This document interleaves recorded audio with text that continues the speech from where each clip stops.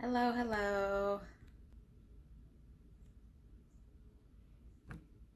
How are you guys today? I'm just pinning a comment here. Okay. Hey Z, good morning. Nice to see you here. Long time no see. Good morning. This is, thank you. I'm Claritha Jade Path, and it is Tuesday at 11:11. So it is time for Everyday Enlightenment. And today, what I want to talk about is self-care. And one of the first things I want to address is that self-care is not selfish. Um, Sorry.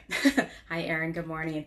And and that's because the practice of nurturing and nourishing parts of yourself with love is actually acts of self-love. And as much as the like hashtag self-care, thing is used, self-care isn't a fad and it's not a trend. It's all about being mindful and purposeful about healing yourself and actually caring about the way that you feel. Because I think a lot of people nowadays don't care about the way that they feel. They just feel like crap and they don't really do anything about it. So, folks, if nobody's told you, you are worth your own time and attention. Okay. So let me be clear that the first thing I'm talking about is, I'm not talking about spending a day at the spa or going to get a mani-pedi. Like those things are absolutely fantastic, especially if they make you feel good. But of course, you should be doing nice things for yourself, right? But I'm talking about the practices that actually help to like restore your soul. Okay. Because we are spiritual beings in a human body. And so there are a lot of aspects to us that need our time and attention and our love.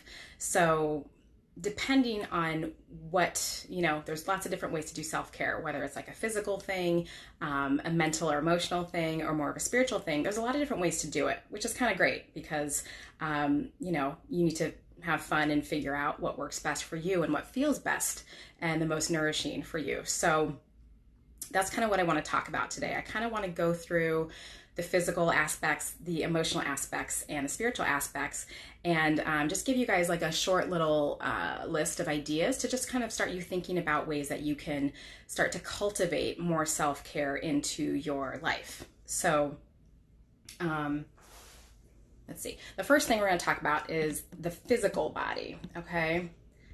Whoops, there we go. And so the physical is what I want to talk about first. And when I say physical, when I'm talking about self-care or self-love for the physical aspects of yourself, I'm talking about ways to make your body feel good or a focus on physical healing, okay? So I'm just going to kind of go through it like a checklist. So the first thing I would say is like stretching, because stretching is wonderful and it feels good and it really kind of gets you in your body. So on that note, like things like yoga are great. Massage is another way for us to feel wonderful. Regular Epsom salt baths are really good for our muscles, also really good for the spirit. Of course, acupuncture I have to promote, and cupping, because they make your, hey, PhysiCare Dublin, nice to see you here. Of course, cupping and acupuncture, because they make your body feel great, really good for the musculoskeletal system and also the spiritual body. If physical activity is not a part of your regular routine, getting into some sort of physical routine would be awesome. And then, orgasms are great. Orgasms are really good for physical health. They dump endorphins in the body. So, you can do it by yourself or you can do it with a partner. That's all I'm going to say. So orgasms are great for physical health. Eating well, of course, is super, super important, because how we eat affects everything. You put crap in, you get crap out. You put good stuff in, you get good stuff out. So, if you need to take a peek at the way that you've been nourishing yourself with food, now's the time to do that. This is your reminder.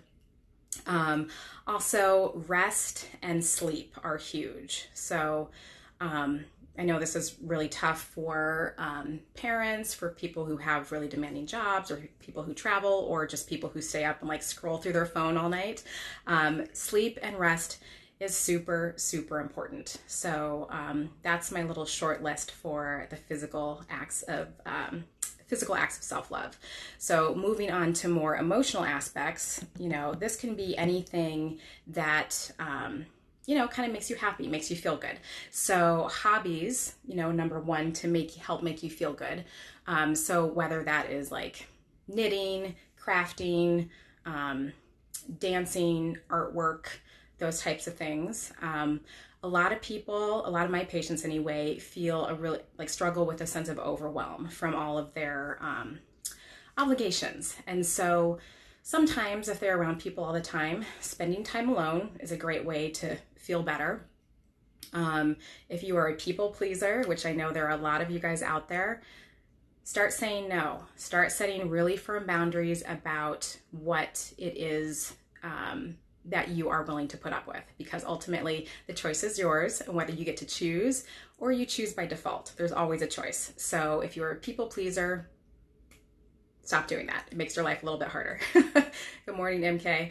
A lot of people don't ask for help when they need to. Sometimes it's an ego thing, but if you're struggling somewhere, like asking for help, getting support can make you feel a lot better.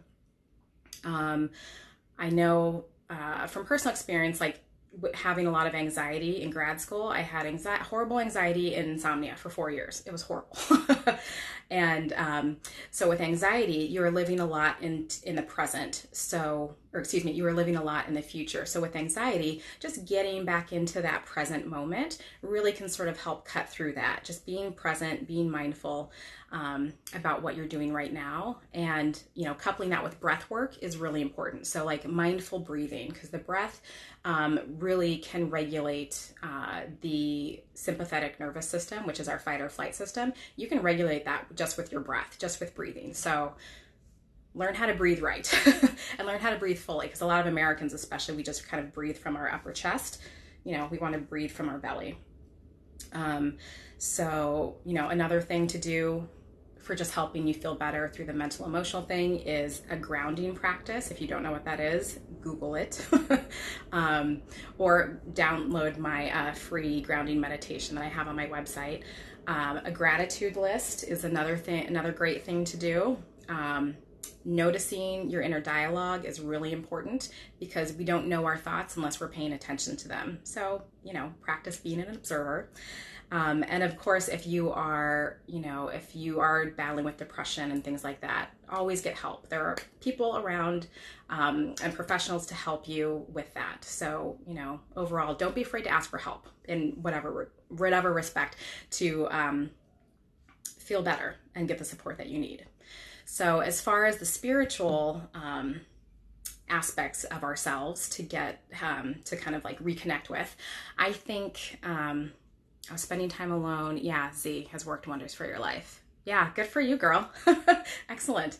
And as far as like the spirituality goes, I always think nature is a really great way to reconnect with being spiritual. And whether it is spending time around big mountains, spending time near a lake, looking at the night sky and just seeing all the stars and the Milky Way, whatever kind of gets you back into that sense of awe and like, oh my God, this is so amazing. Like, I don't have to worry about the sun or the earth rotating around the sun. Just kind of getting into that space of awe, listening to a really beautiful piece of classical music, like that type of thing, I think is really great to help kind of make you feel like there's like so much support in something bigger and outside of you. So that would be my number one recommendation for kind of like spiritual sort of self-care and self-love, along with, of course, I'm going to say it, meditation or any sort of like regular solitude practice where you spend time alone, when you spend time with yourself, just really getting really quiet, because that makes us feel amazing. So those were my self-care tips today. I know I kind of went fast, but I'm trying to keep this under 10 minutes. So if you missed any of it, please go back and watch it, talking about self-care and self-love practices today. And I would love to hear your self-care, self-love practices. And if you have any suggestions for people that I didn't mention, please write them below, because I would love to see them and love to share them. So thank you so much for watching. If you have if you need help with some of your self-care practices, please reach out to me. I pinned a link here for a self-care clarity call if you need some help with that. But I hope you guys have a wonderful week, and I will see you next week for another episode of Everyday Enlightenment.